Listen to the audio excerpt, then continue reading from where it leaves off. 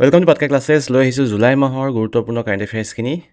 ইয়াৰ লগতে আৰু এটা কথা জনাওঁ যে যিটো মই টেষ্ট ছিৰিজ আৰম্ভ কৰিছিলোঁ APSC প্ৰিলিমছৰ কাৰণে কাৰেণ্ট এফেয়াৰ্ছৰ বিশেষকৈ চ' সেই টেষ্ট ছিৰিজটো কণ্টিনিউ কৰিম আৰু জুলাই মাহৰো তেনেকৈ ষ্টেট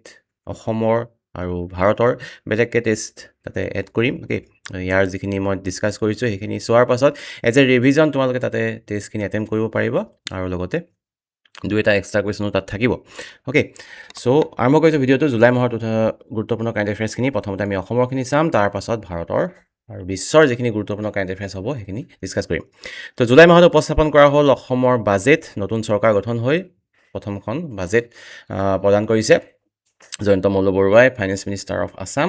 চ' উপস্থাপন কৰিছে বাজেটখন 2,85,084 কোটি টকাৰ বাজেট এখন তোমাৰ ডেফিচিট বাজেট হয় তাৰমানে যিমানখিনি চৰকাৰে খৰচ কৰিব তাতকৈ উপাৰ্জনটো কম হ'ব আৰু যিটো ডিফাৰেঞ্চ বিটুইন দ্য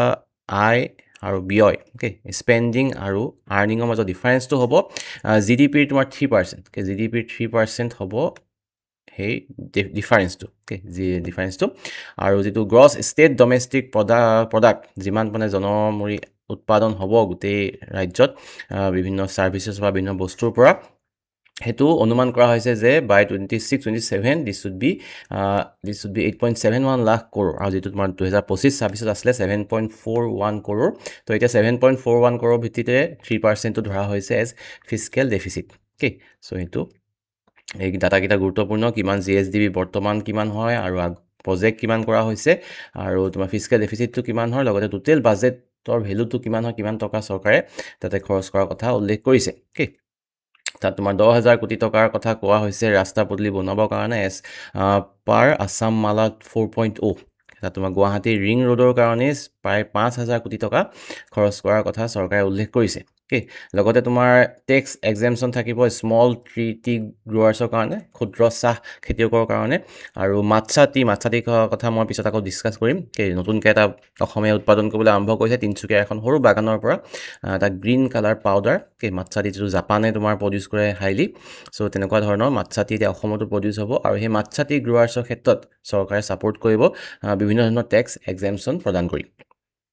লগতে মেডিকেল কলেজ হ'ব মেডিকেল কলেজ তোমাৰ গোৱালপাৰা হাইলাকান্দি হোজাই বজালি 4খন ডিষ্ট্ৰিক্টত হ'ব টোটেল তোমাৰ এতিয়া হ'বগৈ 28খন মেডিকেল কলেজ অসমত হ'ব এই নাম্বাৰবিলাক গুৰুত্বপূৰ্ণ টোটেল কিমান তোমাৰ অসমত ইউনিভাৰ্চিটি আছে ষ্টেট ইউনিভাৰ্চিটি আছে চেণ্ট্ৰেল ইউনিভাৰ্চিটি আছে কিমান মেডিকেল কলেজ আছে কিমান তোমাৰ ইঞ্জিনিয়াৰিং কলেজ আছে অ'কে এই গোটেই তথ্যখিনি নাম্বাৰখিনি বিশেষকৈ গুৰুত্বপূৰ্ণ ADRE বা টেট বা অসম পুলিচৰ যিবিলাক চাকৰি হয় য'ত এনেকুৱা ধৰণৰ প্ৰশ্নবোৰ সোধে তো সেইবিলাকৰ কাৰণে এই নাম্বাৰবিলাক অতি গুৰুত্বপূৰ্ণ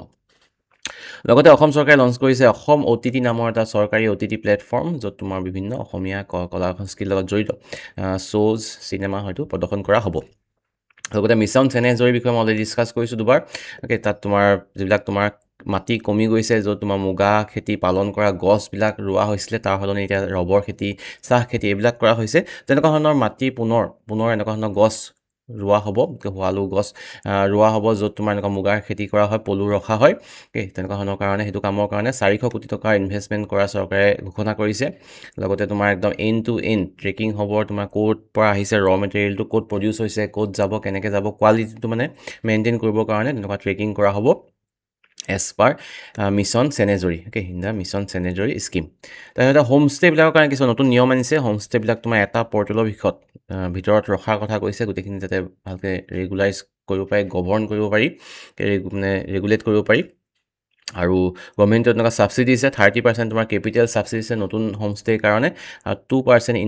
ইণ্টাৰেষ্ট ছাবভেনশ্যন প্ৰদান কৰা হৈছে ফৰ ৰুৰেল হোমষ্টেজৰ কাৰণে গাঁৱত যিবিলাক থাকিব তাৰ কাৰণে অ'কে আৰু এটা উল্লেখনীয় নতুন চেঞ্জেছ আহিছে ইন পেটাৰ্নিটি লিভ চ' আগতে কি হয় মাতৃসকলে কেঁচুৱা জন্ম হ'লে ছুটি পায় চৰকাৰী চাকৰিৰ পৰা তেতিয়া পিতৃসকলেও পাব 2 সপ্তাহৰ কাৰণে পেটাৰ্নিটি লিভ পাব 2 সপ্তাহৰ কাৰণে সেইটো নতুন এড কৰা হৈছে লগতে আছাম ছেটেলাইট যিটো যোৱাবাৰ বাজেটতো উল্লেখ কৰা হৈছে এইবাৰতো সেইটো কোৱা হৈছে যে ডেভেলপ কৰা হ'ব এনেকুৱা এটা ছেটেলাইট যিটোৰ জৰিয়তে অসমৰ ওপৰত মানে হেৰি কৰা হ'ব চকু ৰখা হ'ব অসমৰ মাটি ক'ত কি হৈছে বা কোনোবা মানে সেনেকুৱা বৰ্ডাৰত কিবা হেৰি হৈছে নেকি অ'কে মানুহ সোমাইছে নেকি বা ক'ৰবাত কিবা ইলিগেল খেতি বাতি হৈছে নেকি চ' এইবিলাক গোটেই পৰ্যবেক্ষণ কৰা হ'ব ছেটেলাইটৰ জৰিয়তে আৰু সেইটো কাৰণে প্ৰথমতে তেনেকুৱা ষ্টেট অ'ন ছেটেলাইট অসমে লঞ্চ কৰিব জুলাই 19 তাৰিখে এটা ডাঙৰ বানে বিধ্বস্ত কৰিলে চৰাইদেউ জিলা, চৰাইদেউ, শিৱসাগৰ, ইফালে যোৰহাটতো প্ৰভাৱ পৰিছে আৰু সেইটো এটা কলা দিন হিচাপে থাকি যাব অসমৰ ইতিহাসত। বহুত মানুহ মৃত্যু হৈছে, অফিচিয়েল ৰেকৰ্ড মতে প্ৰায় 60+ মানুহৰ মৃত্যু হৈছে আৰু মৃতদেহ এতিয়ালৈকে ওলাই আছে। যোৱাকালিলৈকে মৃতদেহ পোৱা গৈছে, ক'ৰবাত সোমাই ফচি মেলি আছে। চ' সেই সময়ত বহুতে সাহাৰ্য প্ৰদান কৰিছে, বহুত বাহিৰৰ পৰা মানুহ আহিছে, ইনফ্লুৱেঞ্চাৰ্ছসকলে বিশেষ ভূমিকা প্ৰদান কৰিছে। চৰকাৰতকৈ মানে এতিয়া বাকী মানুহখিনি সহায়তহে মানে এটা সাহস হৈছে, যিখিনি মানুহৰ ঘৰ বাৰী মাটি গৰু পৰিয়ালৰ মানুহ নোহোৱা হৈ গ'ল। গাড়ীবোৰ উটি গৈ বিভিন্ন জেগাত পৰিলেগে, মানুহ এঘৰ মানুহৰতো প্ৰায় 4-5জন সদস্য মৃত্যু হৈছে। বিশেষকৈ নেপালী কুটি যিটো জেগা, তাত বহুত মানুহৰ মৃত্যু হৈছে। আৰু এই ঘটনাটোৰ লগত জড়িত কিছুমান ফেক্ট গুৰুত্বপূৰ্ণ হ'ব পাৰে আগন্তুক দিনত আমাৰ পৰীক্ষাৰ কাৰণেও। আৰু বিশেষকৈ তোমাৰ কোনকেইখন নদী ইয়াৰ লগত জড়িত হৈ আছে, বিশেষ মেইন তোমাৰ কালপ্ৰিট ইজ দ্য দিখৌ নদী। দিখৌ নদী যিখন তোমাৰ জন্ম হৈছে জোনহে ব'টো ডিষ্ট্ৰিক্টত, নাগালেণ্ডত, আহি দিখৌমুখত ব্ৰহ্মপুত্ৰত পৰিছেহি। শিৱসাগৰ ডিষ্ট্ৰিক্টৰ মাজেদি এখন নদী পাৰ হয়। লগতে আছে দিচাং তোমাৰ তিৰাপ ডিষ্ট্ৰিক্ট, অৰুণাচল প্ৰদেশত জন্ম হৈছে, দিল্লী বুলিও কোৱা হয় তাতে অৰুণাচলত, আৰু সেইখন আহি দিচাংমুখত, শিৱসাগৰ দিচাংমুখত আহি পৰিছেহি। সেইখন তোমাৰ মানে উত্তৰৰ পৰা আহিছে, এইখন দক্ষিণৰ পৰা আহিছে। তাৰপিছতে চব ফালৰ পৰা আহি পানীবিলাক মানে আহি অসমতে পৰেহি, সেইকাৰণে তোমাৰ অসমখন ইমান ফ্লাড প্ৰন এৰিয়া। জাঁজিখন আহিছে দক্ষিণৰ পৰা, নাগালেণ্ডৰ পৰা, মুককচাং ডিষ্ট্ৰিক্টৰ পৰা আহি জাঁজিমুখত পৰিছেহি। ধনশিৰিখন গোলাঘাটত বানৰ সৃষ্টি কৰিছিলে। দুদিন পাছত সেই ধনশিৰিখন তোমাৰ নাগালেণ্ডৰ পৰা আহিছে, লাইচাং পিকৰ পৰা। নাগালেণ্ডত বহুত তোমাৰ বৰষুণ হৈছে আৰু লগতে পাহাৰবিলাকো খনন কৰা হৈছে ইলিগেলি। চ' সেইবিলাকৰ কাৰণেও পানীবোৰ ৰোৱা নাই, পানীবোৰ নামি আহিছে তললৈ। আহি বহুত মানে অনিষ্ট কৰিছে অসমত। ত' জুলাই 19 তাৰিখে এই ঘটনাটো ঘটিলে। এইখন বিশেষকৈ দিখৌ নদীৰ কাৰণে শিৱসাগৰত হৈছিলে, বাকী তোমাৰ জাঁজি ধনশিৰিৰ কাৰণে গোলাঘাট যোৰহাটতো বানপানীৰ সৃষ্টি হৈছিলে। আৰু নাগালেণ্ডৰ তোমাৰ মুককচাং ওখা ডিষ্ট্ৰিক্টত বহুত ৰেইন হৈছিলে, সাংঘাতিক ধৰণৰ ৰেইন হৈছিলে, আগতে নেদেখা ৰেইন হৈছিলে। চ' সেইটো এটা ডাঙৰ factor in creating this major flood. 7 lakh মানুহ ইয়াৰ পৰা প্ৰভাৱিত হৈছে, 850খন গাঁও পূৰা বানে অনিষ্ট কৰিছে। চ' দিজ আৰ চাম ইম্পৰ্টেণ্ট থিংছ। এণ্ড লগতে আমি যিখিনি মানুহে সহায় কৰিছে সেইখিনি মানুহ গুৰুত্বপূৰ্ণ, তেওঁলোকৰ অৱদান গুৰুত্বপূৰ্ণ। আৰু বিশেষকৈ লখিমপুৰ ধেমাজিত আগতে বানপানী হয়, তাতে বেলেগে সাহাৰ্য দিব আহে, এতিয়া লখিমপুৰ ধেমাজি মানুহ তেনেকৈ ওলাই আহিছে। চ' দিছ ইজ ৰিয়েলি ইনস্পায়াৰিং। আৰু এনেকুৱা ধৰণৰ সময়ত মানুহখিনি মানে একত্ৰিত হ'বলৈ বা একতাটো পুনৰ ৰিভাইভ কৰিবৰ কাৰণে গুৰুত্বপূৰ্ণ হৈ পৰে। নেক্সট, লেণ্ড একুইজিশ্যন বিল। একে সময়তে তোমাৰ আকৌ চৰকাৰে আনিছে নতুন এখন বিলখন পাছো হৈছে, য'ত তোমাৰ চৰকাৰে এতিয়া যাৰ তাৰ মাটি যেতিয়া ইচ্ছা ল'ব পাৰিব, কি কাৰণত ল'ব পাৰিব সেইখিনি গুৰুত্বপূৰ্ণ হ'ব পৰীক্ষাৰ কাৰণে। চ' আগৰ যিটো 2013 এক্ট আছিলে, তাতে তোমাৰ কিছুমান চেপ্টাৰ বাইপাছ কৰিছে। ছেকশ্যন 10A কিছুমান এমেণ্ডমেণ্ট আনিছে, যে এতিয়া যদি নেশ্যনেল ছিকিউৰিটিৰ কথা আহে, ডিফেন্স প্ৰডাকশ্যনৰ কথা আহে, এলাইড মিলিটাৰী প্ৰিপেৰেশ্যনৰ কথা আহে, যুদ্ধ হৈছে, যুদ্ধৰ কাৰণে মিলিটাৰী কেম্প বনাব লাগে, বা নেশ্যনেল ছিকিউৰিটিৰ কথা আহে, বা কিবা ডিফেন্স ৰকেট মিছাইল বনাবলৈ এনেকুৱা প্ৰডাকশ্যন ফেচিলিটি বনাব লাগে, তেতিয়া যাৰ মাটি আছিলে সেই মাটিখিনি চৰকাৰে অধিগ্ৰহণ কৰিব পাৰিব, তাত আপত্তি কৰিব নোৱাৰিব। আগতে আপত্তি কৰাৰ এটা আছিলে, কোৰ্টত যোৱাৰ এটা স্থল আছিলে, এতিয়া সেইটো কোৰ্টত যাব পাৰিব, বাট ইট কেনট বি মানে একদম নোৱাৰোঁ বুলি ক'ব নোৱাৰে। তাৰপিছত ৰুৰেল ইনফ্ৰাষ্ট্ৰাকচাৰৰ কাৰণে, হেল্থ এডুকেশ্যন ইলেক্ট্ৰিফিকেশ্যনৰ কাৰণেও এতিয়া চৰকাৰে মাটি ল'ব পাৰিব। তাৰপিছতে affordable housing projects, urban development clusters, এইখিনিৰ কাৰণেও ল'ব পাৰিব। আৰ্বান ডেভেলপমেণ্ট ক্লাষ্টাৰ যিটো এয়াৰপৰ্টৰ লগত জড়িত হৈ থাকিব, বিমানস্থলীৰ লগত, তেনেকুৱা ধৰণৰ কাৰণেও চৰকাৰে মাটি ল'ব পাৰিব অন্য মানুহৰ পৰা বা ব্যৱসায়ৰ পৰা।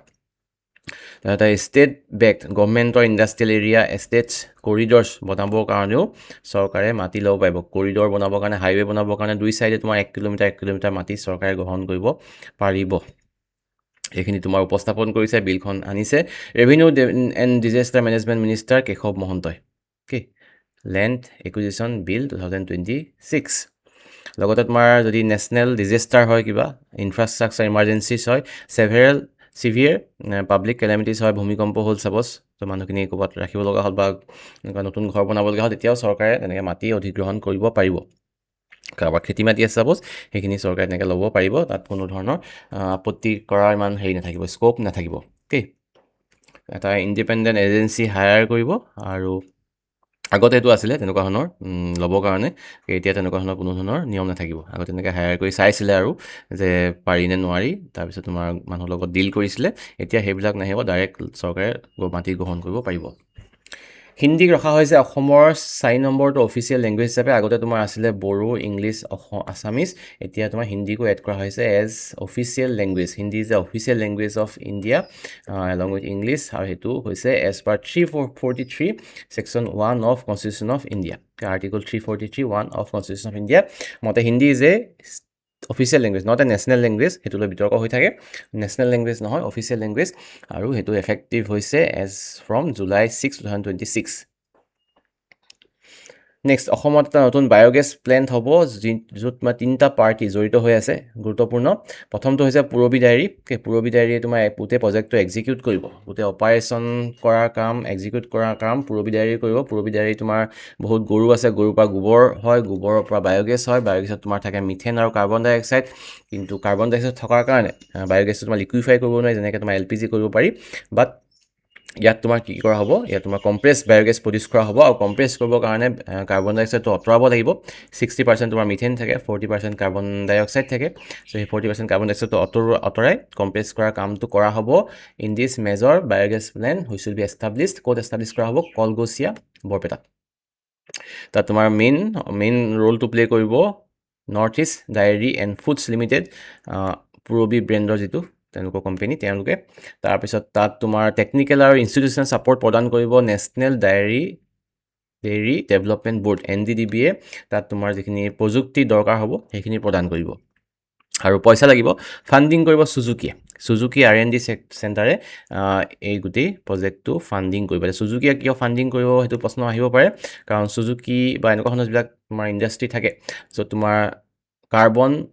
এমিট কৰে প্ৰদূষণ কৰে যাৰ ফলত কি হয় মানে পৰিৱেশ নষ্ট হয় আৰু সেইটো কাৰণে সেইটো বেলেঞ্চ আনিবৰ কাৰণে তেওঁলোকে কি কৰে এনেকুৱা ধৰণৰ প্ৰজেক্টত ইনভেষ্ট কৰে য'ত তোমাৰ ৰিনিউৱেবল এনাৰ্জি জড়িত হৈ থাকে যাতে তোমাৰ কাৰ্বন এমিশ্যনটো তেওঁলোকে উল্টাকে পৰিৱেশ বচাই কাৰ্বন ক্ৰেডিট ক্ৰয় কৰে যাতে কাৰ্বনটো তেওঁলোকৰ ক্ৰেডিটটো তোমাৰ মানে বেলেঞ্চ হৈ থাকে কাৰণ এমিট কৰিলে নেগেটিভত গুচি যাব আকৌ এনেকুৱা ধৰণৰ প্ৰজেক্টত তোমাৰ ইনভেষ্ট কৰি বাই কৰিলে কাৰ্বন ক্ৰেডিটটো পজিটিভ হ'ব আৰু দুইটা মিলাই তোমাৰ বস্তুটো বেলেঞ্চ হৈ থাকিব চ' 3টা পাৰ্টি জড়িত হৈ আছে NEDFL পূৰবী ডায়েৰী যিটো কোম্পানী NDDB আৰু সুজুকি কোনে কি কৰিব সেইটো গুৰুত্বপূৰ্ণ ক'ত হ'ব সেইটো গুৰুত্বপূৰ্ণ কলগছিয়া বৰপেটা মাছাটি কথা মই উল্লেখ কৰিছোঁ এটা গ্ৰীণ কালাৰ পাউডাৰ হয় যিটো তোমাৰ জাপানত বহুত প্ৰডিউচ কৰে আৰু এতিয়া খুব মানে বস্তুটো পপুলাৰ হৈছে আৰু তেনেকুৱা ধৰণৰ প্ৰথমটো হাই গ্ৰেড মাছাটি প্ৰডিউচ কৰা হ'ব অসমৰ এখন চাহ বাগিচাত নামটো হৈছে চোটা টিংৰাই টি ষ্টেট ক'ত আছে তিনিচুকীয়াত 5 কিলোগ্ৰামৰ এটা প্ৰথম বেটছ অকশ্যন কৰা হৈছিলে গুৱাহাটী টি অকশ্যন চেণ্টাৰত আৰু সেইটো তোমাৰ প্ৰতি কেজি 3000 কোটি টকাত বিক্ৰী হৈছে প্ৰতি কেজি 3000 কোটি টকাত বিক্ৰী হৈছে মাছা টি চ' কোনোবা যদি কাৰোবাৰ ঘৰত যদি চাহৰ বাগান আছে নতুনকৈ এইটো বস্তু আহিছে চৰকাৰেও তোমাৰ ছাপৰ্ট কৰিব আৰু টেক্স এক্সেমশ্যন দিব চ' এইটো প্ৰডিউচ কৰিব পাৰে জুলাই 3 তাৰিখে প্ৰথম বেচটো অকশ্যন কৰা হৈছিলে মাছাইজে premium vibrant green tea powder যিটো তোমাৰ কেমিলিয়া চিনেঞ্চি যিটো অসমৰ চাহৰ পৰা উৎপাদন কৰা হ'ব অসম চৰকাৰে এটা নতুন ইনিচিয়েটিভ লঞ্চ কৰিছে যে জন্মদিন কাৰোবাৰ থাকিলে জন্মদিনটো গৈ ফ্লাইঅভাৰত কেক কাটি পতাতকৈ গছপুলি ৰোপণ কৰি পাতক আৰু তেনেকুৱা ধৰণৰ এখন উদ্যান মানে বনোৱা হ'ব য'ত তোমাৰ মানুহে আহি গছপুলি ৰুবহি দেখা পোৱা যায় যে জন্মদিন থাকিলে ৰাস্তাত তেনেকৈ ৰাস্তাৰ কাষত গছপুলি ৰুৱে তাত নামটো লিখে যে আমুকৰ জন্মদিনতো ৰোৱা হৈছে কিন্তু তেনেকৈ থাকিলে কিছুমান গৰু চৰুৱে খাই দিয়ে গছপুলিবোৰ নষ্ট হয় বা পানী চানী নাপায় ইমান হেৰি নাপায় পিছত বহুত পুলি তেনেকৈ নষ্ট হয় তাতকৈ তোমাৰ এনেকুৱা উদ্যানত মানুহ থাকিব কেয়াৰটেকাৰো থাকিব তো তেনেকৈ গছপুলি ৰোপণ কৰিলে সেই গছপুলিখিনি জীয়াই থকাৰ আশাটো বেছি আৰু তেনেকুৱা ধৰণৰ এখন উদ্যান হ'ব জন্মদিন সেউজ শপত উদ্যান আৰু প্ৰথমখন তেনেকুৱা পাৰ্ক হৈছে ক'ত ডিমৰীয়াত প্ৰথমখন উদ্যান হৈছে ডিমৰীয়া কামৰূপত আৰু বিভিন্ন অন্য জেগাতো তেনেকৈ উদ্যান এনেকুৱা খোলা হ'ব জন্মদিন সেউজ শপত উদ্যান টি মাৰ্ক চাৰ্টিফিকেশ্যন প্ৰদান কৰা হৈছে ভাৰত চৰকাৰৰ দ্বাৰা টি বৰ্ড অফ ইণ্ডিয়াৰ দ্বাৰা যাতে তোমাৰ গোটেই কোৱালিটিটো কণ্ট্ৰল কৰিব পাৰি কাৰণ বহুত আপত্তি এটা আহে বিদেশৰ পৰা বিশেষকৈ যেতিয়া অসমৰ বা অন্য যিবিলাক জেগাৰ পৰা চাহ বাহিৰলৈ যায় যে বহুত কেমিকেল ইউজ কৰা হৈছে বহুত পেষ্টিচাইডছ ইউজ কৰা হৈছে কোৱালিটি ইজ নট গুড চ' সেই কোৱালিটিটো মেইনটেইন কৰিবৰ কাৰণে যাতে তোমাৰ ব্লেণ্ডিংটো ভালকৈ হৈছে মানে যি টি ভেৰাইটি ব্লেণ্ড কৰি দিয়া হোৱা নাই আৰু অথেণ্টিকেশ্যন ট্ৰেকিং ক'ৰ পৰা ক'লৈকে গৈছে একদম মানে কোনখন বাগানত প্ৰডিউচ হয় কেনেকৈ প্ৰিপেয়াৰ কৰি কেনেকৈ পঠোৱা হৈছে গোটেইখিনি চাই এটা মাৰ্ক প্ৰদান কৰা হ'ব সেই মাৰ্কটো থাকিলেহে তেতিয়া সেই চাহটো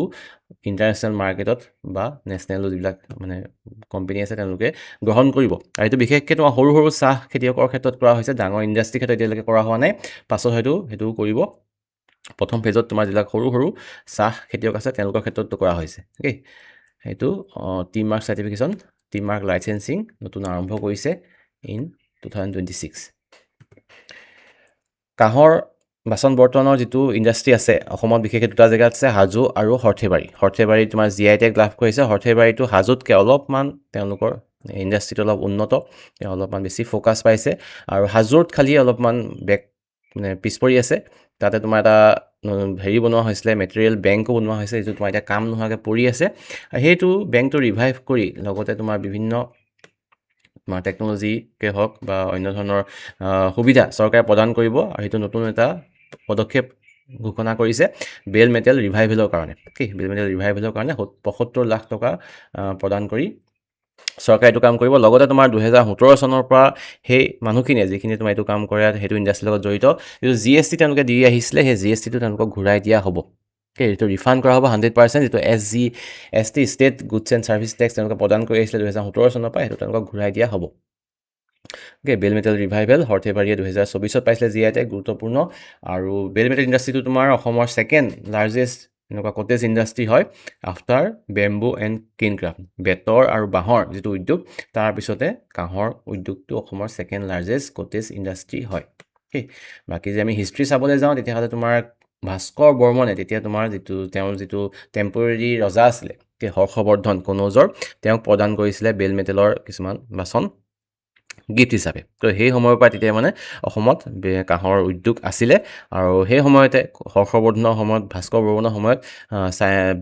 চীনৰ পৰ্যটক হিউৱেন চাং আহিছিলে সেই হিউৱেন চাঙকো তেওঁ কাঁহৰ বাচন দিছিলে তেওঁৰ গ্ৰন্থত এইটো উল্লেখ আছে আৰু এই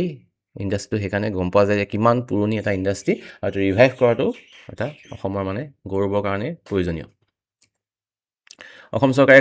ডিষ্ট্ৰিক্ট লঞ্চ কৰাৰ পাছত নতুনকৈ লঞ্চ কৰিছে এতিয়া নতুনকৈ আৰম্ভ কৰিছে কিছুমান ৰেভিনিউ চাৰ্কলছ টেক্স কালেক্ট কৰিবৰ কাৰণে ৰেভিনিউ কালেক্ট কৰিবৰ কাৰণে আৰু সেই 14খন ৰেভিনিউ চাৰ্কলছ হৈছে গুৱাহাটী চেণ্ট্ৰেল ধলাই বৰখোলা চেঙা পকা বেতবাৰী শ্ৰীজানগ্ৰাম বীৰসিং জৰুৱা জলেশ্বৰ খোৱাং নাওবৈচা মাকুম ডিগবৈ ৰঙাপাৰা বিহালী চ' এই গোটেইকেইখন নতুন 14খন ৰেভিনিউ চাৰ্কলছ সুধিব পাৰে ইয়াৰ ভিতৰত অপশ্যন দি দিব পাৰে যে এইকেইটাৰ ভিতৰত কোনটো নতুন ৰেভিনিউ চাৰ্কল নহয় চ' সেইখিনি নামকেইটা জনাটো গুৰুত্বপূৰ্ণ পূৰবী বিষয়ে আমি আগতে উল্লেখ কৰিছোঁ আকৌ এটা নতুন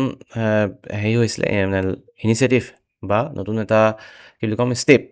আৰম্ভ হৈছে পূৰবী ডায়েৰীৰ ক্ষেত্ৰত যে তেওঁলোকৰটো প্ৰথমটো বেটছ অফ আইচক্ৰীম তেওঁলোকে প্ৰডিউচ কৰা গৈছে ইণ্টাৰনেশ্যনেল মাৰ্কেটত ক'ত গৈছে ভূটানত সুধিব পাৰে পৰীক্ষাত প্ৰশ্ন যে পূৰবী ডায়েৰীৰ দ্বাৰা প্ৰডিউচ কৰা আইচক্ৰীম কোনখন দেশলৈ পঠোৱা হৈছে এই দেশখন হৈছে ভূটান 5627 লিটাৰ আইচক্ৰীম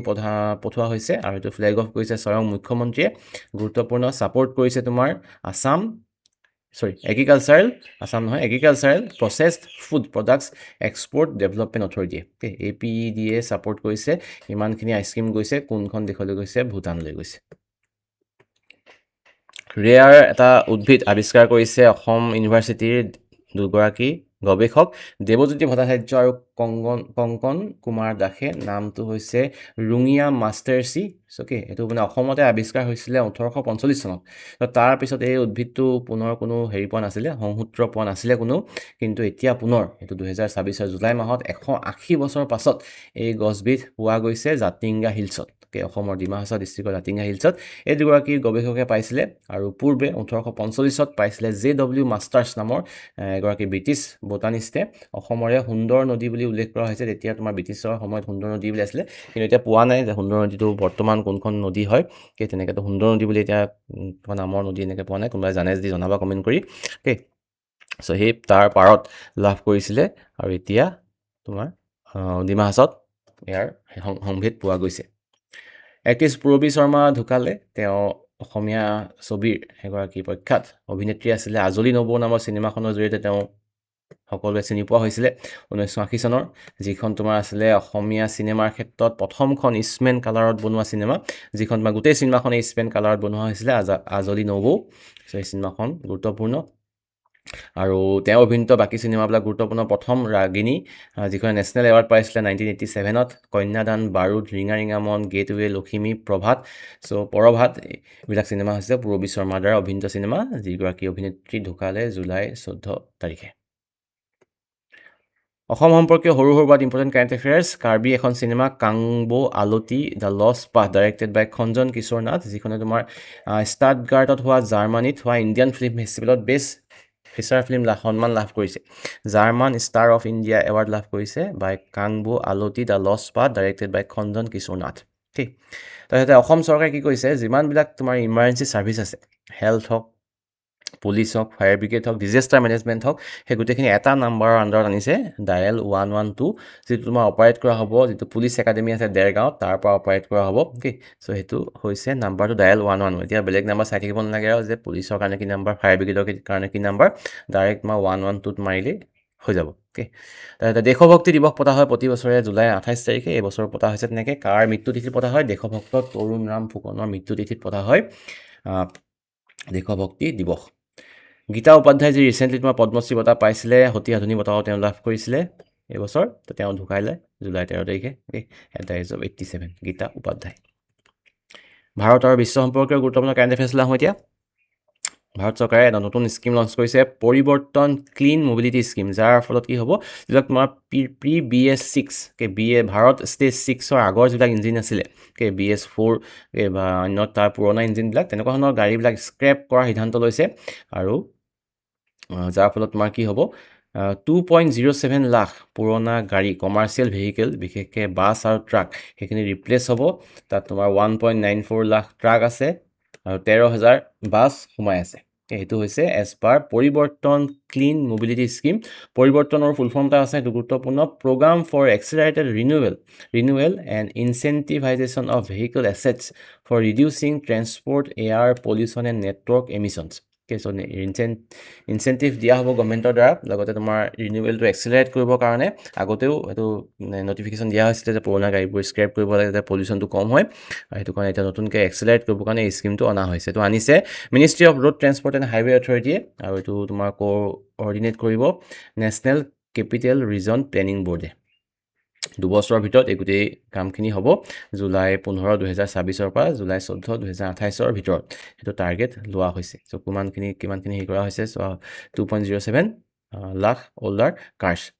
আৰু BS6ৰ পাছৰ গাড়ীখিনি থাকিব পাৰিব এতিয়া। অ'কে,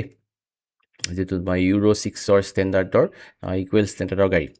আৰু ইয়াৰ লগত জড়িত কেইটামান ডাটাবেছ কালেক্টিং এপ বা পৰ্টেল জড়িত হৈ আছে, বাহন, য'ত তোমাৰ ভেহিকেল ৰেজিষ্ট্ৰি কৰা হয়, সাৰথি, ড্ৰাইভিং লাইচেঞ্চৰ কাৰণে, আৰু স্ক্ৰেপ, যিটো স্ক্ৰেপিং পৰ্টেল হয়, গাড়ী স্ক্ৰেপ কৰিলে তাত ডাটাটো তোমাৰ ইয়াতে উল্লেখ কৰিব লাগিব যে এইখন গাড়ী এতিয়া আৰু এক্টিভ হৈ থকা নাই। উড়ান স্কিমটো 2016 চনতে লঞ্চ কৰা হৈছিলে, যাৰ ফুল ফৰ্মটো উৰে দেশ কে আম নাগৰিক, যাৰ বিষয়ে পৰীক্ষাত কেইবাবাৰ প্ৰশ্ন আহিছে, আৰু এতিয়া ৰিভাইভ কৰা হৈছে, নতুনকৈ মডিফাইড উড়ান স্কিম অনা হৈছে। অ'কে, মডিফাইড উড়ান স্কিম, ইয়াত কি কৰা হয়, তোমাৰ দেশৰ ভিতৰতে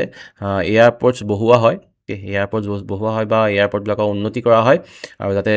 বেছিকৈ ভাৰতীয় মানুহে মানে এয়াৰপ্লেনত উঠি অহা যোৱা কৰাৰ সুবিধা পায়, সেইটো কাৰণে এইটো স্কিম অনা হৈছিলে 2016 চনত। এতিয়াতো নতুন মডিফাইড উড়ান স্কিমটো লঞ্চ কৰা হৈছে July 4,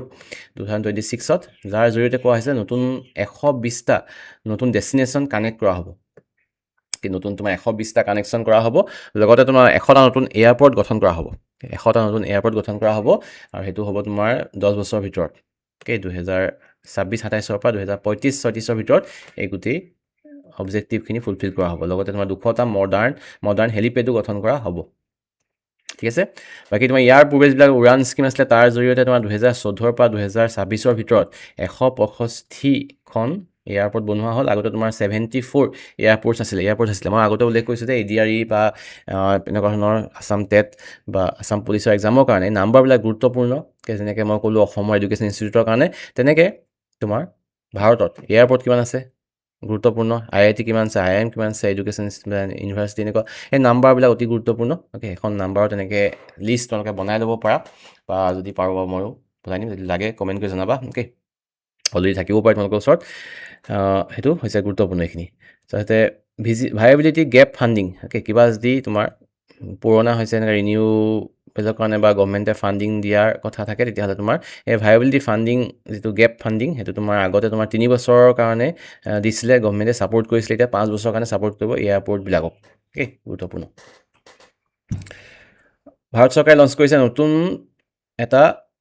hydrogen production facility. Okay, hydrogen তোমাৰ ট্ৰেইনো চলিছে ৰিচেণ্টলি তোমাৰ জুলাই মাহতে, আৰু হাইড্ৰজেন প্ৰডাকশ্যন ফেচিলিটি, যাৰ জৰিয়তে তোমাৰ হাইড্ৰজেন ফুৱেল প্ৰডিউচ কৰা হ'ব, আৰু সেইটো হ'ব তোমাৰ নিউক্লিয়াৰ হিট বেছড। সেইটো ৱৰ্ল্ডৰ ভিতৰতে প্ৰথম যিটো তোমাৰ নিউক্লিয়াৰ হিট ইউজ কৰি হাইড্ৰজেন প্ৰডিউচ কৰা হ'ব। সেইটো ক'ত কৰা হ'ব? তোমাৰ কলপক্কম আছে তামিলনাডুত। অ'কে, তামিলনাডুত থকা কলপক্কমত তোমাৰ Indira Gandhi centre of atomic research, গুৰুত্বপূৰ্ণ, এইটো সুধিব পাৰে যে ইনষ্টিটিউটখন ক'ত আছে? Indira Gandhi centre for atomic research, IGCAR, সেইখন আছে কলপক্কমত, তামিলনাডুত। চ' এইখনৰ এইটো প্ৰডিউচ কৰা হ'ব। এইটো কোনে কৰিব? তোমাৰ বাৰ্কে কৰিব, ভাবা এটমিক ৰিচাৰ্চ চেণ্টাৰে। জুনৰ 26 তাৰিখে এইটো কৰা হৈছে, ইনগ্ৰেট কৰা হৈছে। ইনগ্ৰেট কৰিছে তোমাৰ ডিপাৰ্টমেণ্ট অফ এটমিক এনাৰ্জিৰ ছেক্ৰেটেৰী অজিত কুমাৰ মহান্তিয়ে। আৰু যিটো তোমাৰ টেকন'লজি ইউজ কৰা হ'ব, য'ত তোমাৰ হিট জেনেৰেট কৰিবৰ কাৰণে, যিটো তোমাৰ প্ৰডিউচ কৰিব হাইড্ৰজেন, সেইটো তোমাৰ ইউজ কৰা হৈছে copper chlorine thermochemical cycle. Thermochemical cycle use কৰি ৱাটাৰটো স্প্লিট কৰি হাইড্ৰজেন প্ৰডিউচ কৰা হ'ব। আৰু তাৰ কাৰণে যিটো হিট লাগিব, সেই হিটটো প্ৰডিউচ কৰা হ'ব এনেই first breeder test reactor FBTR সেইটো প্ৰডিউচ কৰা হ'ব। অ'কে, সেইটো প্ৰডিউচ কৰি এই ক্লৰিন কপাৰ কেমিকেল চাইকেলত পানীটো ছেপাৰেট কৰিব অক্সিজেন আৰু হাইড্ৰজেনলৈ, হাইড্ৰজেনটো আমি ইউজ কৰিম as hydrogen fuel. Next, Pinaka, যিটো তোমাৰ লং ৰেঞ্জ গাইডেড ৰকেট হয়, ছাৰফেচ টু ছাৰফেচ। সেই ৰকেটটোৰ ছাকচেছফুল টেষ্টিং কৰা হ'ল চণ্ডীপুৰত থকা ইণ্টিগ্ৰেটেড টেষ্ট ৰেঞ্জত। 60 কিলোমিটাৰ ৰেঞ্জ হয়, যিটো তোমাৰ মাটিত পৰা পঠোৱাৰ কাৰণে হাই ৰেঞ্জেই ধৰা হয়। সেইটো DRDOয়ে ডেভেলপ কৰিছে, আৰু সেই DRDOয়ে টেষ্টিং কৰিছে ছাকচেছফুলি। ডেভেলপ কৰিছে তোমাৰ armament research and development establishment ARDE। আৰু লগতে আছে তোমাৰ high energy materials research laboratory HCMRL। তেওঁলোকে ডেভেলপ কৰিছে পুনেত বেছড এইকেইটা অৰ্গেনাইজেশ্যনে, আৰু অৰ্গেনাইজেশ্যনে বেছ কৰি তোমাৰ DRDO দিছে। DRDOয়ে তোমাৰ টেষ্টিং কৰিছে of this long range guided rocket হয়, গাইড কৰিব ৰকেটটোক, মানে ক'ত কেনেকৈ পঠাব সেইটো গাইড কৰিব পৰা যাব হেৰিৰ পৰা, ৰিম'টৰ দ্বাৰা বা কণ্ট্ৰলৰ দ্বাৰা, যাতে এইমটো মানে যদি টাৰ্গেটটো মুভ কৰিলেও সেই মুভটোত কৰা টাৰ্গেটটোত গৈ হিট কৰিবগৈ পাৰে। হাই প্ৰেচিছন ৰকেট হয়, প্ৰেডিক্টেড ট্ৰেজেক্টৰী থাকিব, মানে প্ৰেডিক্ট কৰিব পৰা যাব কোনফালে যাব ৰকেটটো। অ'কে, আৰু গোটেই ৰকেটটো ডেভেলপ কৰিছে ARDE আৰু HCMRL, লগতে যিটো গাইডেন্স টেকন'লজি থাকিব, সেইটো ডেভেলপ কৰিছে হায়দৰাবাদত থকা defence research development laboratory DRDL আৰু research centre Imarat RCAI। Okay, RCAI develop কৰিছে গাইডেন্স টেকন'লজিটো, আৰু ৰকেটটো ডেভেলপ কৰিছে এইকেইটা সংস্থাই, আৰু টেষ্টিং কৰিছে DRDOয়ে। এই গোটেইখিনি গুৰুত্বপূৰ্ণ। কি টাইপৰ ৰকেট হয়? লং ৰেঞ্জ গাইডেড ৰকেট হয়। 8 তাৰিখে ছাকচেছফুল টেষ্টিং কৰা হ'ল। ক'ত কৰা হৈছে? চণ্ডীপুৰ, উৰিষ্যাত। আৰু ৰেঞ্জটো গুৰুত্বপূৰ্ণ, 60 কিলোমিটাৰ মিনিমাম হয়, আপ টু তোমাৰ 75 কিলোমিটাৰতকৈও বেছি এইটো যাব পাৰে। তাৰপিছত হাইড্ৰজেন ফুৱেল প্ৰডিউচ কৰাৰ কথা মই কৈছোঁ। এতিয়া হাইড্ৰজেন ফুৱেল চলিত প্ৰথমখন ট্ৰেইন ভাৰতে চলালে, আৰু সেইখন চলিছে তোমাৰ হাৰিয়ানাৰ জিন্দ আৰু চনিপত। জিন্দ আৰু চনিপতৰ মাজত 89 কিলোমিটাৰ দৈৰ্ঘ্যৰ লাইনত চলিছে হাইড্ৰজেন ফুৱেল চেল পাৱাৰ্ড প্ৰথমখন ট্ৰেইন, য'ত তোমাৰ টোটেল 10টা কোচ আছে, 10টা কোচ আছে, আৰু 2600 মানুহ তাতে জুৰে। অ'কে, স্পীড হৈছে তোমাৰ মেক্সিমামটো 110 হয়, বাট চলিব তোমাৰ 75 কিলোমিটাৰ আৱাৰত, এৰাউণ্ড ডেট স্পীডত চলিব। ঠিক আছে, ক'ত চলিব গুৰুত্বপূৰ্ণ, আৰু কিমান গুৰুত্বপূৰ্ণ, কিমান মানুহ জুৰিব, কিমান হেৰি আছে, কিমান পাৱাৰৰ হয়। পাৱাৰটো তোমাৰ দুখন ড্ৰাইভিং কাৰ থাকিব তাতে, এখন 1200 আৰু এখন দুইখনে 1200, মানে টোটেল হ'ব 2400। সিমানখিনি তোমাৰ পাৱাৰ প্ৰডিউচ কৰিব ইউজিং হাইড্ৰজেন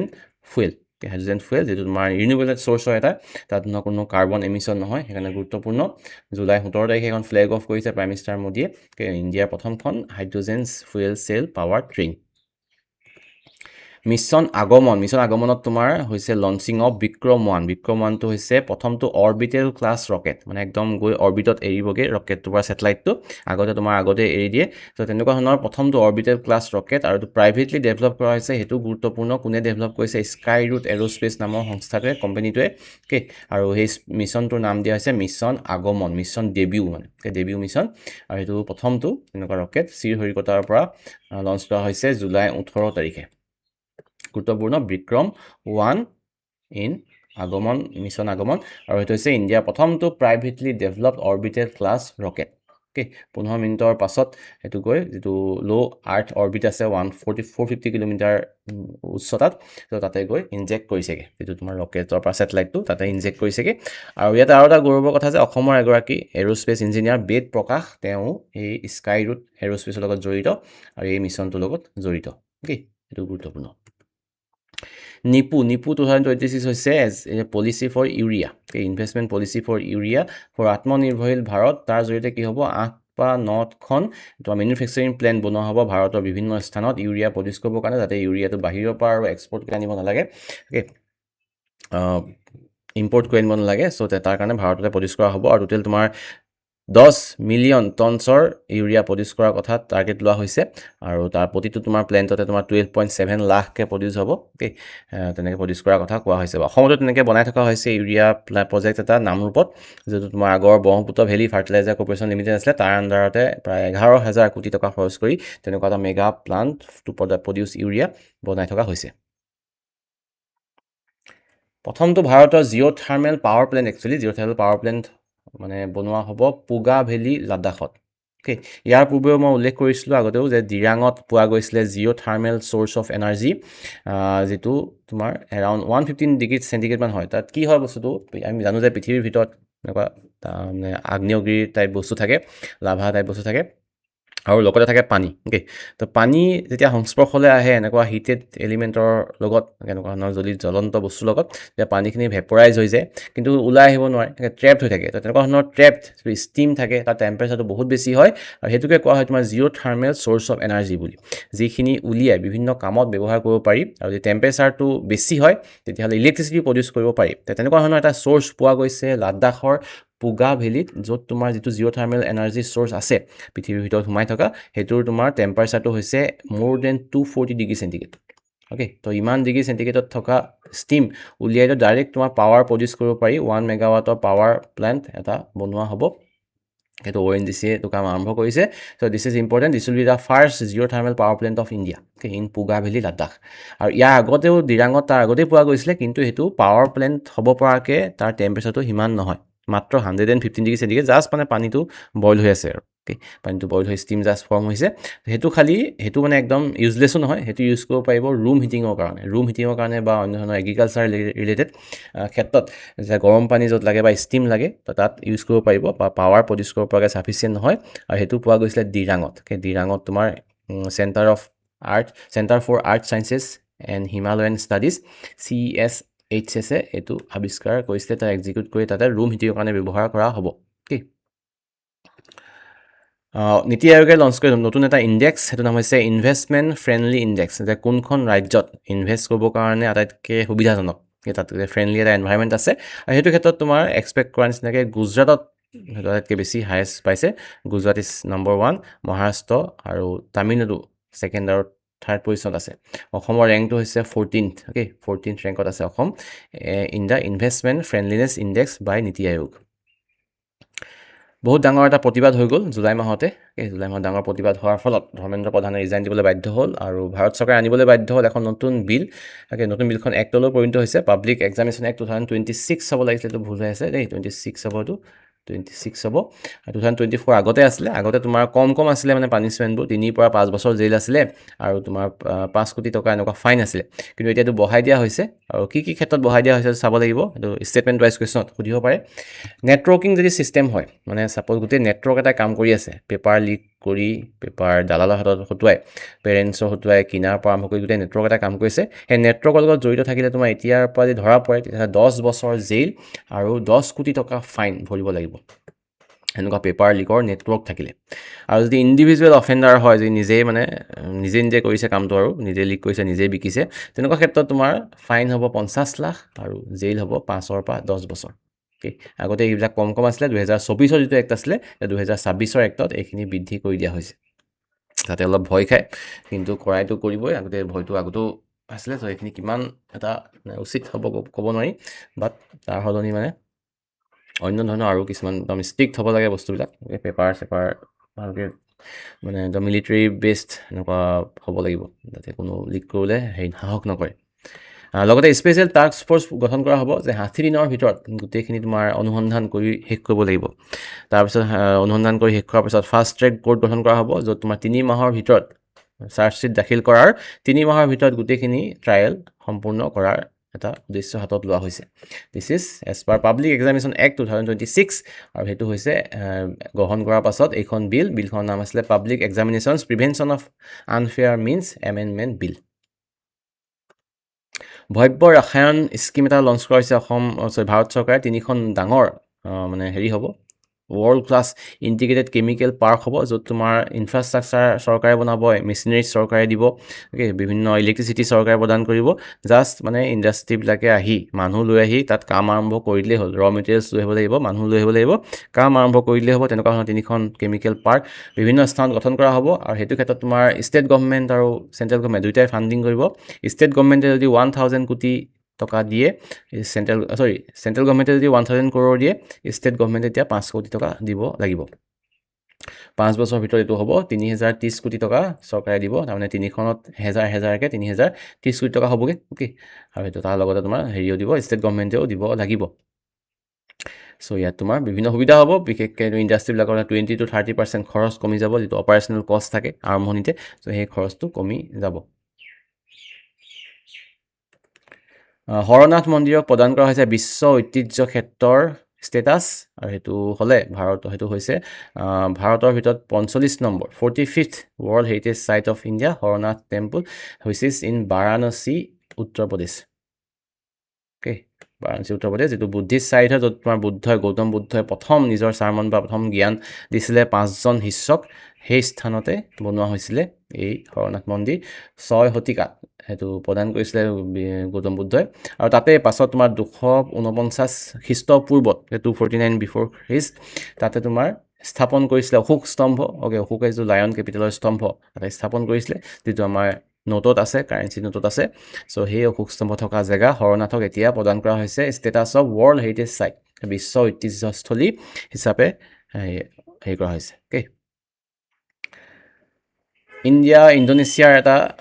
ভিজিট হৈছে ইণ্ডিয়াৰ প্ৰাইম মিনিষ্টাৰ গৈছিলে ইণ্ডোনেছিয়ালৈ তাতে তোমাৰ গৈ বিভিন্ন ধৰণৰ ডিফেন্স ৰিলেটেড কিছুমান এগ্ৰিমেণ্ট চাইন কৰিছে বিটুইন প্ৰেচিডেণ্ট অফ ইণ্ডোনেছিয়া প্ৰবাও চুবিয়াণ্টো আৰু ইণ্ডিয়াৰ প্ৰাইম মিনিষ্টাৰ নৰেন্দ্ৰ মোদী তাত তোমাৰ ব্ৰহ্মোছ ছুপাৰছনিক ক্ৰুজ মিছাইল অস্ত্ৰ এয়াৰ টু এয়াৰ মিছাইলছ যিবিলাক ইণ্ডিয়াই প্ৰডিউচ কৰিছে ব্ৰহ্মোছটো ৰাছিয়া আৰু ইণ্ডিয়াৰ যৌথ এটা প্ৰজেক্ট হয় তাৰ আণ্ডাৰত যিবিলাক মিছাইল প্ৰডিউচ কৰিছে সেইখিনি দিয়া হ'ব Sukhoi 30 ফাইটাৰ জেট যিবিলাক তোমাৰ ইণ্ডোনেছিয়া আছে তাত সংলগ্ন কৰিবৰ কাৰণে এই মিছাইলখিনি ভাৰতে প্ৰদান কৰিব ভাৰতে বিকিব সেইটো হৈছে between India Indonesia deal in July 2026 লগতে সেই ভিজিটত প্ৰাইম মিনিষ্টাৰ মোদীক এটা সন্মান দিয়া হৈছে বিনটাং আদিপূৰ্ণ নামৰ এটা সন্মান প্ৰদান কৰা হৈছে যিটো পূৰ্বতে জৱাহৰলাল নেহৰুৱে পাইছিলে 1995ত অতি গুৰুত্বপূৰ্ণ জাকাৰ্টা হৈছে কেপিটেল অফ ইণ্ডোনেছিয়ান ৰুপিয়া হৈছে ইণ্ডোনেছিয়াৰ কাৰেঞ্চি প্ৰেচিডেণ্টৰ নামটো গুৰুত্বপূৰ্ণ প্ৰবাও চুবিয়াণ্টো জাপানৰ প্ৰাইম মিনিষ্টাৰ প্ৰথমবাৰৰ কাৰণে আহিছিলে প্ৰাইম মিনিষ্টাৰ ভাবিছে চানায়ে টাকাইচি প্ৰথম অফিচিয়েল ভিজিট হয় আৰু আহি তাতে বিভিন্ন ধৰণৰ চেক্টৰ যেনেকৈ semiconductor critical minerals pharmaceuticals clean energy ICT information and communication technology so' সেইটোৰ ক্ষেত্ৰত ফ'কাছ কৰিছে তাতে ইনভেষ্টমেণ্টৰ কথা এনেকৈ ডিছকাছ কৰা হৈছে এইখন হৈছে জাপান আৰু ভাৰতৰ 16 নম্বৰখন বাৰ্ষিক সন্মিলন annual summit of between India and Japan কেতিয়াবা ইণ্ডিয়াৰ পৰা জাপানলৈ যায় জাপানৰ পৰা কেতিয়াবা ইণ্ডিয়ালৈ আহে আৰু এখন 16 নম্বৰ তেনেকুৱা হৈছে দিল্লীত বিটুইন জুলাই 1 to 3 চানায়ে টাকাইচি নামটো গুৰুত্বপূৰ্ণ প্ৰাইম মিনিষ্টাৰ গৈছিলে অষ্ট্ৰেলিয়ালৈ, এইটো third summit between India and Australia, India and Australia, আৰু তাতে তোমাৰ বিভিন্ন ধৰণৰ maritime summit, maritime security, energy security, cyber corporation, critical technologies, skill development, এইবিলাকৰ কথা উল্লেখ কৰা হৈছে। আৰু তাতে 19টামান মেজৰ ডিল চাইন কৰা হৈছে between Indian prime minister and অষ্ট্ৰেলিয়াৰ প্ৰাইম মিনিষ্টাৰ এন্থনী এলবানিজ তেওঁলোকৰ মাজত। গুৰুত্বপূৰ্ণ। লগতে 2014 চনতে এটা civil nuclear corporation agreement sign কৰা হৈছিলে, কিন্তু এইটো এতিয়ালৈকে কাৰ্যক্ষম হোৱা নাছিলে। সেইটো এতিয়া ফাইনেলাইজ কৰিছে in 2026 in the third India Australia summit which is held in Melbourne on July 9th। National film awards ঘোষণা কৰা হ'ল জুলাই মাহতে। বেষ্ট ফিল্মৰ সন্মান পাইছে আৰ্টিকল 370, বেষ্ট এক্টৰ লাভ কৰিছে কাৰ্তিক আৰিয়ান চন্দু চেম্পিয়ন আৰু মামুথি ব্ৰহ্ময়ুগমৰ কাৰণে। বেষ্ট এক্ট্ৰেছ পাইছে আৰ্টিকল 370 কাৰণে য়ামি গৌতমে। বেষ্ট ডাইৰেক্টৰ পাইছে অমৰণৰ কাৰণে ৰাজকুমাৰ পেৰিয়াস্বামী আৰু কলকি 2898 AD যিখন চিনেমাই বেষ্ট পপুলাৰ ফিল্ম সন্মান লাভ কৰিছে। গুৰুত্বপূৰ্ণ হ'ব অসমৰ কোনখন চিনেমাই ৰজত কমল বঁটা পাইছে, যিটো অসমীয়া চিনেমাৰ ভিতৰত শ্ৰেষ্ঠ অসমীয়া ছবি হিচাপে পাইছে জুই ফুল নামৰ ছবিখনে ৰজত কমল বঁটা in the 72nd national film festival. Directing কোনে কৰিছিল? ডাইৰেকশ্যন আছিলে যদুমণি দত্তৰ। নাগালেণ্ডৰ বৰ্ডাৰৰ দুগৰাকী মাতৃৰ কাহিনী, সেই কাহিনীলৈ বনোৱা জুই ফুল ছবিখনে পাইছে এই বছৰৰ নেশ্যনেল ফিল্ম এৱাৰ্ডছ। স্পৰ্টছৰ কিছুমান গুৰুত্বপূৰ্ণ কাৰেণ্ট এফেয়াৰ্ছ আছিলে জুলাই মাহত। এটা হৈছে উইম্বলডন হৈ গ'ল, one of the major grand slams, য'ত জিকিলে জেনিক চিনাৰ, ইটালীৰ জেনিক চিনাৰ, হৰুৱালে আলেকজেণ্ডাৰ জেব্ৰেভক জাৰ্মানীৰ। তাৰপিছতে ওমেন্স ছিংগলছত জিকিলে লিণ্ডা নস্কোভা, তেওঁ হৰুৱালে কেৰলিনা মুছোভাক, দুয়োগৰাকীয়ে চেক ৰিপাব্লিকৰ খেলুৱৈ হয়। মেন্স ডাবল জিকিলে হেলিঅ'ভাৰা আৰু হেনৰি পেটাৰ্নে, নামটো হাৰি কিন্তু জিকিলে। মাৰ্চেলো আৰভালো শ্লোভেকিয়া আৰু মেট পেভিক ক্ৰ'ৱেছিয়াৰ, তেওঁলোকক হৰুৱালে। গ্ৰেট ব্ৰিটেইনৰ আৰু ফিনলেণ্ডৰ মেন্স ডাবলছৰ প্লেয়াৰ। তাতে ওমেন্স ডাবলছ এনেকৈ জিকিলে গুয়ো হানিঅ, ক্ৰিষ্টিনা লাদানভিক, উইনাৰ নামকেইটা বিশেষকৈ গুৰুত্বপূৰ্ণ। তাৰপিছতে মিক্স ডাবলছ এনেকৈ নামকেইটা চাই ল'বা, মাৰ্চেলো আৰেভালো আৰু জেলেনা অষ্টাপেংকো। বাকী উইম্বলডন তোমাৰ গ্ৰাছ কৰ্টত খেলোৱা হয়, প্ৰথম খেলোৱা হৈছিলে 1877ত, আৰু তেতিয়া প্ৰথমবাৰ যেতিয়া খেলোৱা হৈছিলে জিকিছিলে কোন? স্পেন্সাৰ গুৰ। He is the first ever winner of grand slam tournament. FIFA major current affairs topic related to sports. FIFA হৈ গ'ল, আৰু অলৰেডি প্ৰশ্ন APSC প্ৰিলিমছত আহিয়ে গ'ল। ভাবিছিলোঁ শেষ হোৱাৰ পিছত দিব চাগে, আজিকালি বহুত এডভান্স APSC, খেল শেষ নহ'লে প্ৰশ্ন আহি গ'ল। চ' পাতিছিলে হোষ্ট USA, কানাডা, মেক্সিকোই। জুলাই 19 তাৰিখে শেষ হ'ল, জুনৰ 19 তাৰিখৰ পৰা আৰম্ভ হৈছিলে। টোটেল 48টা টিমছে খেলিলে, 104খন খেল হ'ল। জিকিলেগে স্পেইন, হৰুৱালে আৰ্জেণ্টিনাক। অলপ মাজতে বিতৰ্ক হৈছিলে, বিশেষকৈ আৰ্জেণ্টিনা ইজিপ্তৰ খেলখনত ৰেফাৰী অলপ সহায় কৰা বুলি বহুতে কৈছিলে। আৰু এইকেইটা গুৰুত্বপূৰ্ণ হ'ব। গ'ল্ডেন বল পাইছে ৰড্ৰি স্পেইনৰ, গ'ল্ডেন বুট পাইছে কিলিয়ান এমবাপে ফ্ৰান্সৰ। তাতে স্পেইনৰ গ'লকিপাৰ উনাই চাইমনে পাইছে golden glove award. All time record কৰিছে তিনিজন খেলুৱৈ, মেছি, ক্ৰিষ্টিয়ানো ৰনাল্ডো আৰু গুলিয়েৰ্মো ওচোৱা। তেওঁলোকে তোমাৰ 6খন ৱৰ্ল্ড কাপত ভাগ লৈছে, 6খন ৱৰ্ল্ড কাপত ভাগ লৈ ৰেকৰ্ড কৰিছে। বাকী মেছিৰ তোমাৰ হায়েষ্ট ৰেকৰ্ড হৈছে ৱৰ্ল্ড কাপ গ'লছৰ 21টা গ'ল কৰিছে, আৰু সহযোগ কৰিছে 12টা গ'লত। তাৰপিছতে আৰু এটা ৰেকৰ্ড হৈছে এখন ষ্টেডিয়ামক লৈ, এষ্টাডো এষ্টেকা, এখন প্ৰথম ষ্টেডিয়াম যি 3বাৰ ৱৰ্ল্ড কাপৰ খেল হোষ্ট কৰিছে। 3খন ৱৰ্ল্ড কাপৰ খেল হোষ্ট কৰিছে, 1970, 86 আৰু 2026। এষ্টাডিঅ' এষ্টেকা ক'ত আছে? মেক্সিকো চিটিত। তাৰপিছতে মেক্সিকোৰ জুলিয়ান কুইনন্স, তেওঁ হৈছে প্ৰথমগৰাকী গ'ল কৰা খেলুৱৈ। 2026 ফিফা ৱৰ্ল্ড কাপৰ প্ৰথম গ'ল কোনে কৰিছিলে যদি সোধে, তেতিয়াহ'লে মেক্সিকোৰ জুলিয়ান কুইনন্সে কৰিছিলে। আৰু ফাষ্টেষ্ট গ'ল হৈছে in the game between Paraguay and Turkey. The winner যিটো টিম আছিলে স্পেইনৰ, তেওঁলোকে পালে $51 মিলিয়ন প্ৰাইজ মনি। আৰু অসমতো উৎসাহ বাঢ়িছিলে ফিফা ৱৰ্ল্ড কাপ লৈ। অসমৰ বিভিন্ন স্থানত তোমাৰ গুৱাহাটী, ডিব্ৰুগড়, যোৰহাট, নৰ্থ লখিমপুৰ, শিলচৰ, এইবিলাক জেগাত CM ফেন পাৰ্ক বনোৱা হৈছিলে, আৰু তাতে তোমাৰ আছাম টুৰিজম ডেভেলপমেণ্ট কৰ্প'ৰেশ্যন ATDCয়ে LED স্ক্ৰীণ লগাই খেলবিলাক মানুহক দেখুৱাইছিলে।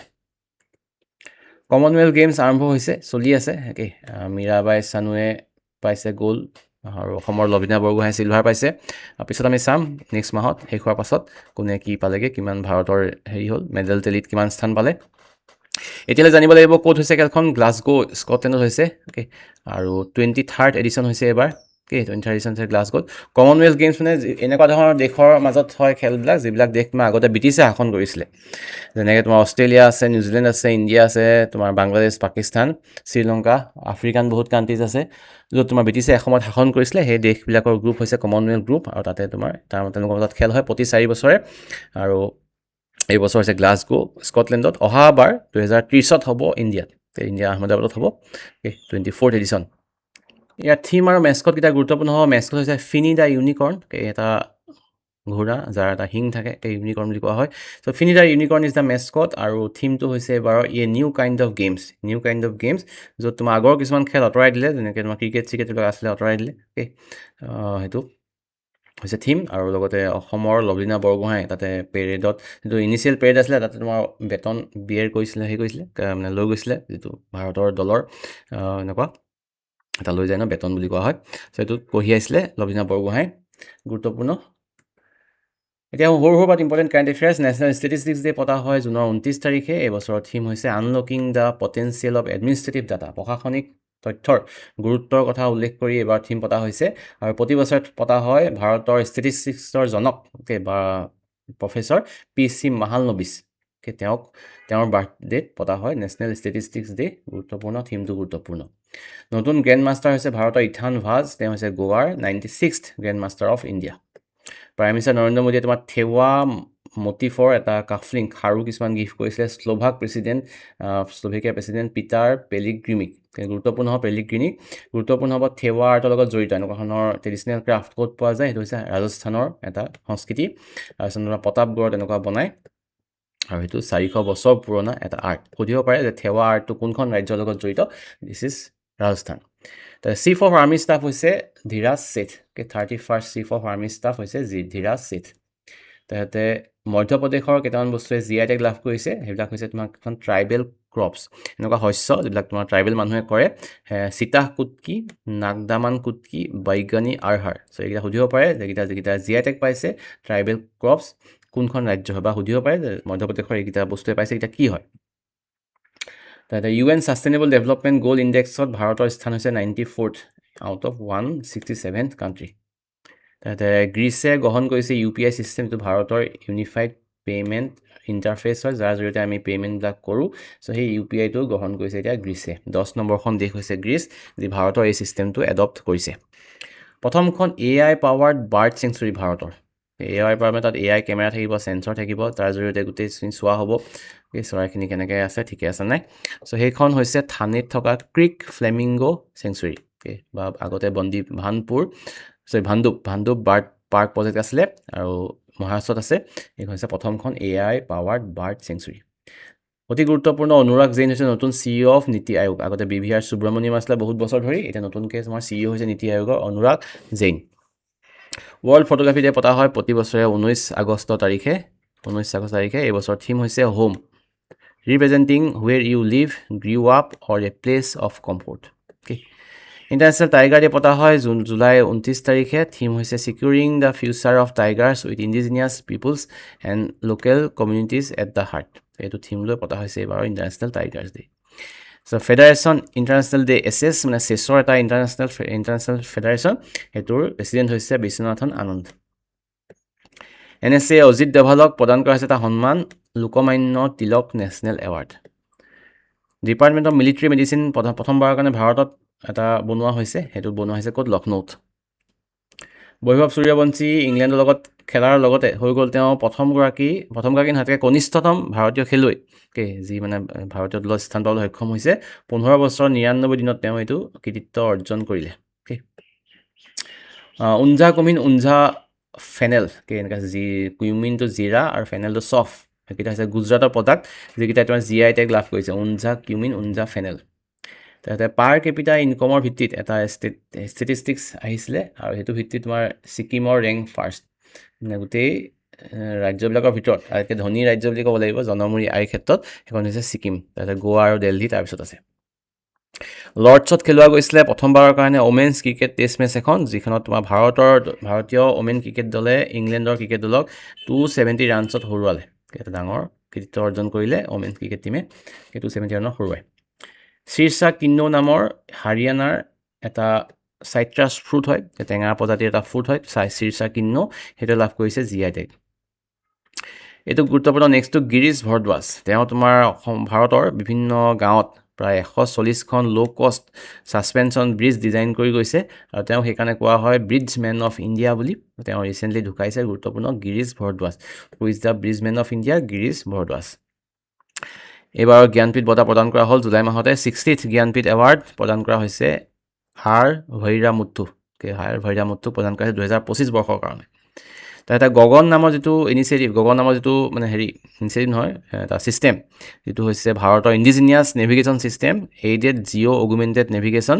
GPS aided geo' augmented navigation GAGAN. সেইটো বহুত আগতেই হৈছিলে, 2019মান চনতে লঞ্চ হৈছিলে, কিন্তু এতিয়া প্ৰথমবাৰৰ কাৰণে এখন প্ৰাইভেট এয়াৰপৰ্টে, কমাৰ্চিয়েল এয়াৰপ্লেনে সেইটো ছিষ্টেম ইউজ কৰি লেণ্ডিং কৰিবলৈ সক্ষম হৈছে। ইণ্ডিগো এয়াৰবাছ A320 এতিয়া গগন ছিষ্টেম ইউজ কৰি লেণ্ডিং কৰিলে প্ৰথমবাৰৰ কাৰণে উদয়পুৰ এয়াৰপৰ্টত। সেইটো ডাঙৰ কৃতিত্ব অৰ্জন কৰিছে এয়াৰপৰ্ট অথৰিটি অফ ইণ্ডিয়াই June 27, 2026। Airbus A320। So' all these are very important current affairs of July 2026। ইয়াৰ PDF-টো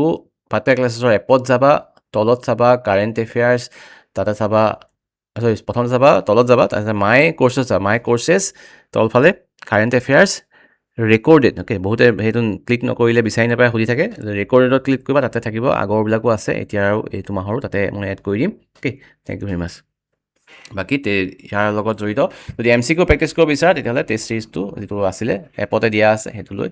তাতে প্ৰেক্টিছ কৰিব পাৰা। Thank you very much.